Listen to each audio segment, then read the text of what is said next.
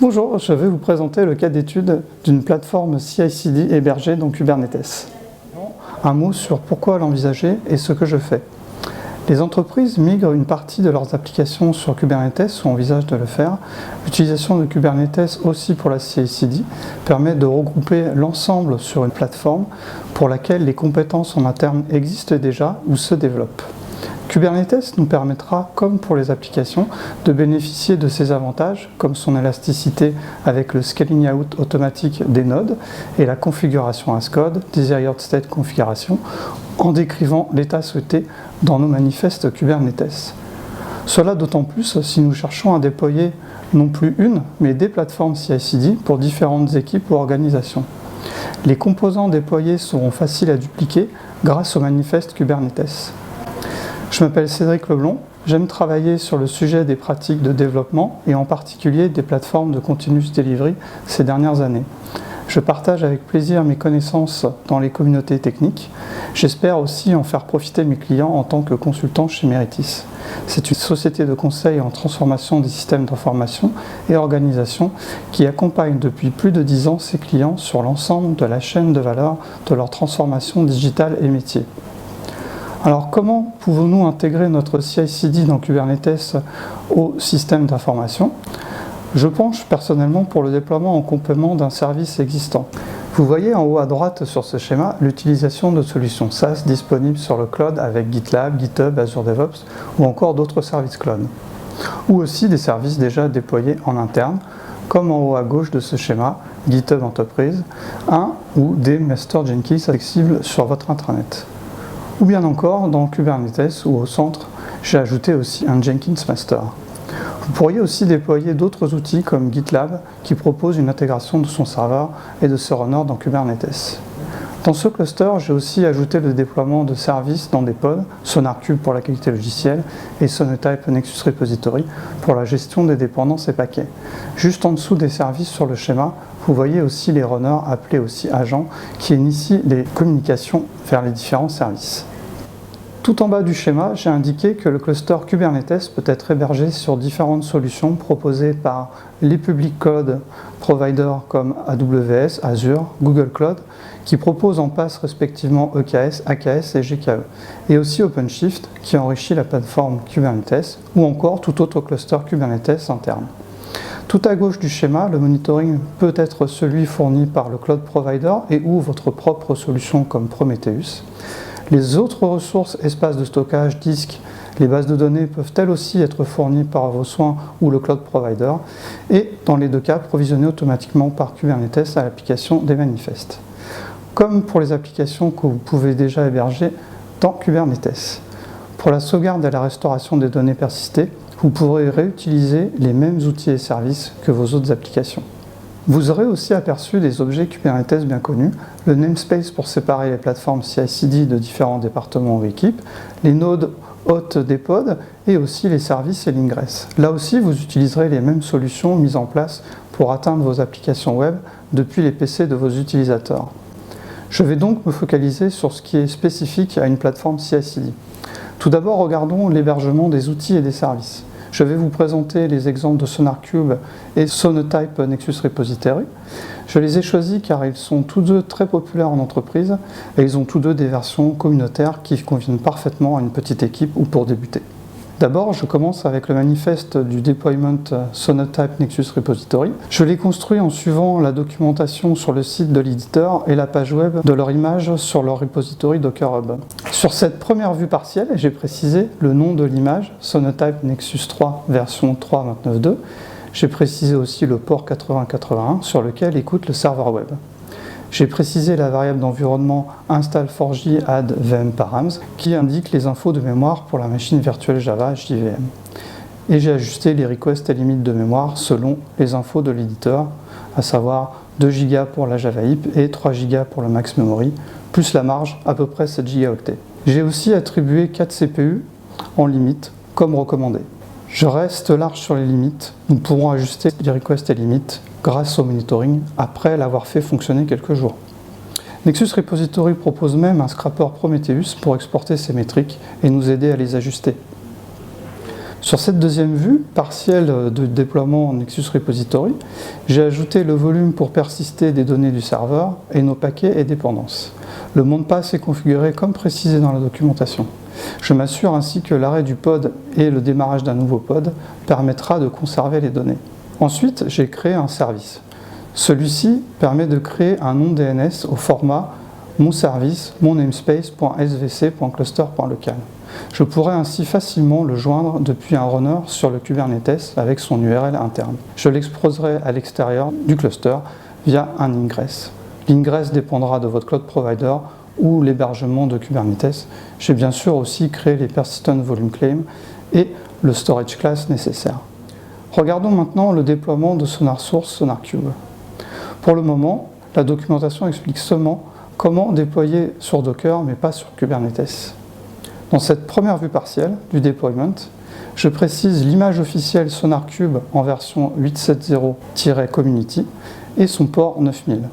Pour changer vers la version développeur ou entreprise, il faudra utiliser le tag correspondant pour changer l'image, puis indiquer la licence dans l'interface web. J'ai précisé les variables d'environnement nécessaires au fonctionnement, la connexion vers la base de données PostgreSQL dans la variable d'environnement Sonar JDBC URL. J'ai déployé la base en passe chez le cloud provider Microsoft Azure. J'ai aussi indiqué les usernames et passwords en tant que référence à une clé dans le Sonar Secret. Dans cette deuxième vue partielle du deployment, la mémoire est configurée pour respecter les 2 Go mini pour les services et 1 Go pour l'OS. Pour chaque composant web server, Compute Engine, Elasticsearch, le détail des configurations est ajustable via des variables d'environnement supplémentaires. J'ai précisé pour le conteneur SonarCube les mots de passe des 3 volumes nécessaires, un pour les data, un autre pour les logs et un pour les extensions. Dans cette troisième vue partielle du deployment, j'ai configuré le Liveness Pros sur l'API de santé, API System Health. Si celle-ci ne répond pas, un event de type erreur sera remonté par Kubelet et je pourrai l'observer et en être alerté. J'ai ajouté un init containers car il m'a été nécessaire de configurer le paramètre système vmmax.map.count sur l'autre node. L'init container basé sur l'image BusyBox en mode privileged lance une commande avant le démarrage du conteneur SonarCube. C'est la configuration d'Elasticsearch qui demande ces configurations spécifiques. Et elles sont bien documentées sur la page web de l'éditeur. J'ai bien sûr aussi créé, appliqué les persistent volume claim, le service, l'ingress et le secret. Globalement, ces applications sont tout de même gourmandes en ressources. Sonatype recommande 4 CPU et 8 Go pour héberger sur une machine Nexus Repository. Il faut prévoir donc des nodes avec à minima 4 CPU et 16 Go. Pour déployer pour plusieurs équipes, nous pourrions simplement changer des variables ou tokens au moment du déploiement. Mais des applis cloud native avec un Helm chart apparaissent. Sonatype propose des Helm charts pour installer Nexus Repository sur Kubernetes. Toutefois, je préfère utiliser un Kustomize seul, car pour personnaliser ces applications avec un seul deployment, je trouve cela plus clair et facile à maintenir. Et puis, Kustomize est un outil natif à Kubernetes, il est intégré dans sa CLI kubectl depuis la version 1.14. Maintenant, nous allons voir comment exécuter les pipelines pour tout type d'application. Pour les applications cloud native, nous pourrions utiliser Tekton qui les construit facilement. Outre le nouveau langage outil à apprendre, comment faire pour les applications existantes ou sous Windows? Eh bien, nous pouvons déployer un runner dans un conteneur Linux ou un conteneur Windows avec les outils nécessaires pour compiler, tester, analyser notre code source. Voyons la première vue partielle du Dockerfile d'un GitHub runner. J'ai besoin à minima de créer une image qui permette de lancer une analyse SonarCube, restaurer les dépendances, construire et tester les applications. Pour le scanner, SonarSource indique dans sa documentation d'utiliser le JDK11. Je simplifie donc en indiquant dans l'instruction from que je pars de l'image officielle OpenJDK11. Ensuite, j'indique les variables d'environnement qui me seront nécessaires pour le lancement du runner. Cela permet de les documenter aussi. L'instruction run me permet d'installer des paquets nécessaires pour mes pipelines. J'ai ajouté ici Node.js.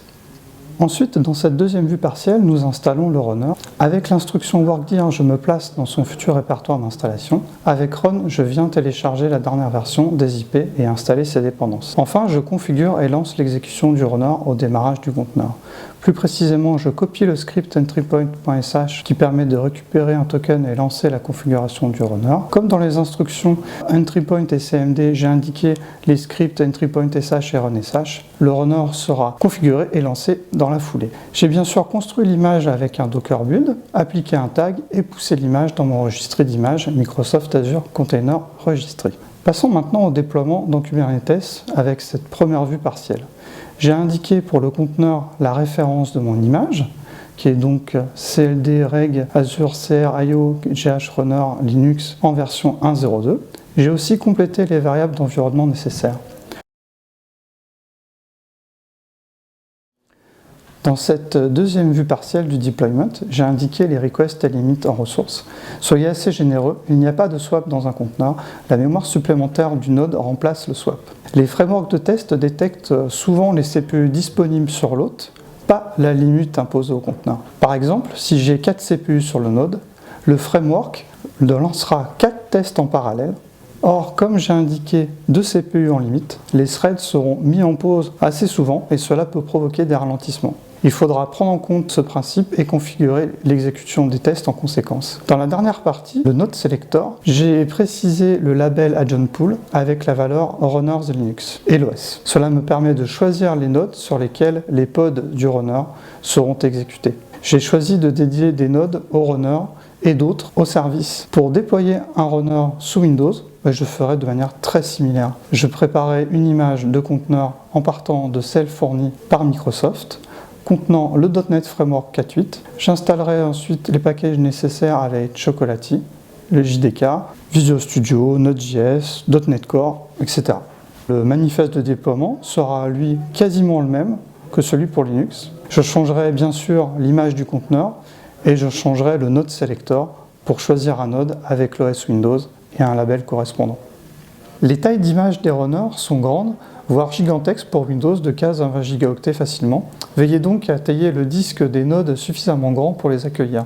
Vous pouvez ajouter des volumes pour les données. Pour les persister correctement d'un pod à l'autre, il faudra les déployer en stateful set au lieu de deployment. La sécurité est limitée sur un node. Les outils d'analyse des images permettent de détecter des packages avec des vulnérabilités. L'éditeur ou le cloud provider de votre registry proposera très probablement une solution. Vous pourrez aussi vous tourner vers une solution du marché. Des outils de protection dynamique sont aussi maintenant disponibles. Pour le moment, ces outils sont uniquement fonctionnels pour les nodes et les images Linux. Pour exécuter les pipelines, de nombreux outils et dépendances sont nécessaires. Ces outils proviennent de sources aussi très variées et sont souvent téléchargés juste à temps au moment de l'exécution du job. Pour limiter les soucis de sécurité, nous pouvons ségréguer par node avec les labels et ainsi séparer à minima les nodes qui hébergent d'un côté donc les services de ceux qui hébergent et exécutent nos pipelines de l'autre. Nous pouvons ajouter aussi des network policies pour par exemple autoriser uniquement la communication entre pods d'un même namespace et séparer ainsi chaque département ou équipe les unes des autres. Et bien sûr, nous empêcherons l'exécution de conteneurs avec un contexte privilège autant que possible. Voilà, nous avons vu les points essentiels pour une CI/CD à mon sens. Ils nous permettent de créer une pipeline qui récupère les sources, restaure les dépendances et vérifie la qualité de code avec un runner soit sous Linux, soit sous Windows. Nos plateformes CI/CD peuvent migrer vers Kubernetes. Je pense que beaucoup d'entreprises feront ce choix dans un avenir proche. La prochaine vague de modernisation me semble autour de l'hébergement de nos environnements de développement. Ils migrent d'ores et déjà vers des environnements décrits directement dans le code source et qui s'exécutent au sein de conteneurs sur votre machine locale. Une idée qui a fait émerger rapidement après l'arrivée de Docker des projets comme Janitor. Apparu en 2015, Janitor propose des environnements de développement conteneurisés dans le cloud, accessibles depuis son navigateur et prêts à l'emploi pour des projets open source populaires dans le but de faciliter les contributions.